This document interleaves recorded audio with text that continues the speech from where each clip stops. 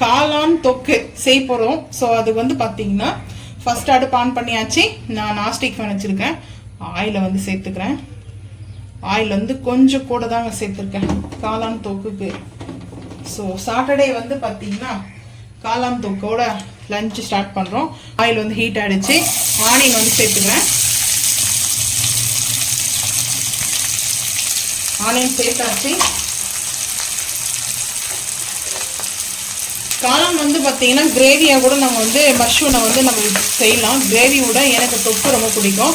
So அப்படியே நம்ம அந்த ரைஸோடு மிக்ஸ் பண்ணி சாப்பிடும்போது இங்கே வந்து பார்த்தீங்கன்னா ஒரு காளான் பாக்கெட்டை வந்து கட் பண்ணி எடுத்துருக்கேன். ஆல்ரெடி வாங்கிட்டு வந்தோம். ஸோ இன்னொரு பாக்கெட் எடுத்துங்க. ஸோ இன்னொரு பாக்கெட் இருக்குது. ஒரு பாக்கெட் மட்டும்தான் கட் பண்ணி நல்லா வாஷ் பண்ணி எடுத்து வச்சுருக்கேன்.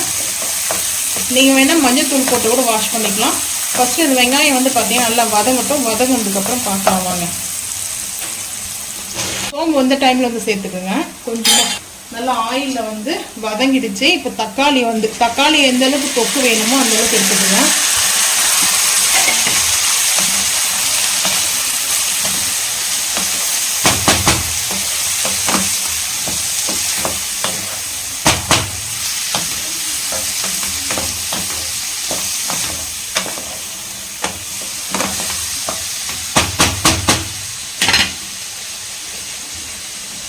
தக்காளி கூடவே வந்து பார்த்தீங்கன்னா இஞ்சி பூண்டு பேஸ்ட்டு ஒரு ஸ்பூன் வந்து சேர்த்துக்கிறேன்.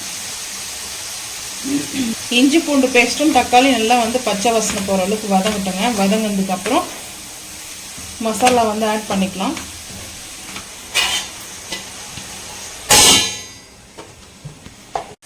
தக்காளியும் இஞ்சி பூண்டு பேஸ்ட்டும் வந்து பார்த்தீங்கன்னா நல்லா பச்சை வாசனை போகிற அளவுக்கு வதங்கிடுச்சு.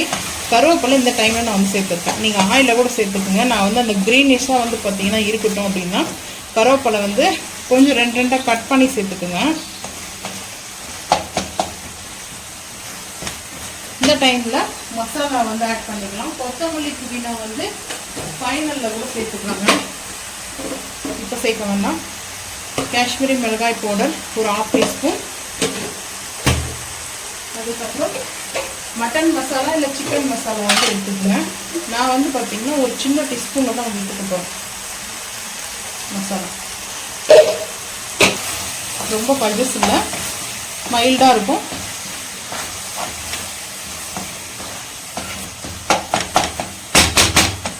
இப்போ மஷ்ரூமை வந்து சேர்த்துக்கலாம். மஷ்ரூம் சேர்த்துட்டு காளானை நம்ம வந்து வாட்டர் வந்து ஆட் பண்ணக்கூடாது. நம்ம இப்போ கேப் போட்டுட்டோம்னாவே நல்லா அந்த தக்காளியோடைய மஷ்ரூம் வந்து மிங்கிள் ஆகிட்டு அதுலேருந்து வாட்டர் ரிலீஸ் ஆக ஆரம்பிக்குங்க. ரொம்ப சிம்பிளான மஷ்ரூம் தொக்கு. இது சப்பாத்திக்கு ஃபேவரட்டு. பட்டர் நானும் சப்பாத்தி இட்லி தோசை கூட சாப்பிட்லாம். தோசை கரெக்டாக நம்மளுக்கு இருக்குது. கேப் போட்டணும். தண்ணி மட்டும் சேர்க்க வேண்டாம். நம்ம வந்து வாட்டரே வந்து பார்த்தீங்கன்னா ஆட் பண்ணது பாருங்கள். ஆட் பண்ணாமலே எவ்வளோ சூப்பராக இருக்குது. அந்த கரெக்டாக அந்த தண்ணி வந்து பார்த்தீங்கன்னா ஒரு தொக்கு மசாலா மாதிரி இருக்குது. இதில் கிரேவியாக வேணும்னா நம்ம வந்து முந்திரியும் தேங்காய் அரைச்சி கூட சேர்த்துக்குங்க. நான் இப்படி தான் வந்து செய்ய போகிறேன். ஸோ அதுக்கப்புறம் வந்து பார்த்திங்கன்னா புதினா வாஷ் பண்ணி வச்சுருக்கேன் ஒரு கைப்பிடி அளவுக்கு. அதுக்கப்புறம் கொத்தமல்லி கொஞ்சம் பெரிய சைஸ்லேயே நான் வந்து கட் பண்ணி சேர்த்துருக்கேன். நல்லா மிக்ஸ் பண்ணிக்கலாம். மிக்ஸ் பண்ணிவிட்டு ஒரு 2 ஸ்பூன் மட்டும் கர்டு வந்து ஆட் பண்ண போகிறேன். கொஞ்சம் க்ரீமியாக வந்து பார்த்திங்கன்னா பீட் பண்ணி எடுத்துகிட்டு வந்துடணும். பாக்கெட் பாலாக இருக்கட்டும் இல்லை வந்து பசும்பாலாக இருக்கட்டும், கர்டு எடுத்துக்கோங்க. கர்டு எடுத்துட்டிங்கன்னா இன்னும் கொஞ்சம் சூப்பராக இருக்கும். இப்போது மிக்ஸ் பண்ணியாச்சு. ஒரு 2 நிமிஷம் சிம்மில் வச்சுருக்கேன். ஸோ அதுக்கப்புறம் ஓப்பன் பண்ணலாம். மசாலா பாருங்கள் சிம்மில் தான் இருக்குது. இப்போ கர்டு வந்து நான் பசும்பால் தயிர் வந்து எடுத்துக்கிறேன்.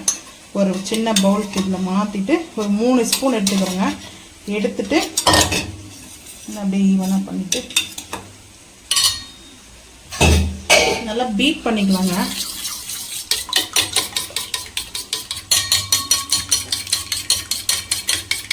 இதிலே மசாலா ரொம்ப வந்து பார்த்தீங்கன்னா லிக்யூடாக இருக்கக்கூடாது. இந்த அளவுக்கு திக்னஸாக லிக்யூடாக இருந்தால் பரவாயில்ல.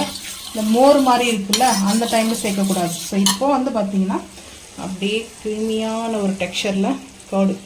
அதே போல் ஓவர் புளிப்பு இருக்கக்கூடாது, புளிப்பு அதிகமாக இருக்கக்கூடாது. ஸோ சேர்த்தாச்சு. சேர்த்துட்டு இப்போ அப்படியே மிக்ஸ் பண்ணிக்கலாம். சிம்மில் தான் இருக்கணும், ஹை ஃப்ளேம் பண்ணக்கூடாது. சிம்லே தான் வச்சுருக்கேன் நான்.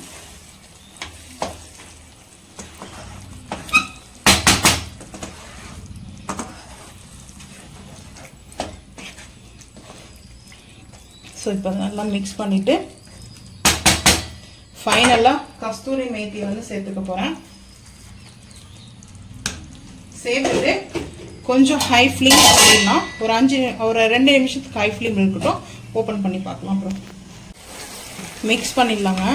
மிக்ஸ் பண்ணதுக்கப்புறம் தயிரை வந்து கொஞ்சம் கம்மியாகவே சேர்த்துக்கலாம். ரொம்ப வந்து பார்த்திங்கன்னா ஆட் பண்ணும்போது எக்ஸ்ட்ரா ஆட் பண்ணிட்டோம்னா அது கிரேவி மாதிரி இருக்கும். இந்த மாதிரி தொக்கோடைய நம்மளுக்கு தொக்கு மாதிரி இருக்கணும். அப்போ தான் ரைஸில் சாப்பிடும்போது நல்லாயிருக்கும். கிரேவியாக இல்லாமல் தொக்கா வந்து பண்ணிக்கோங்க. மஷ்ரூம் வந்து குக் ஆகிடுச்சு. இப்போ ரெடி ஆகிடுச்சு. நான் அடுப்பை வந்து ஆஃப் பண்ண போகிறேன். இதில் பெப்பர் வேணால் கூட ஃபைனலில் வந்து ஆட் பண்ணிக்கோங்க. பெப்பர் பவுடர் வந்து சேர்த்துக்குங்க.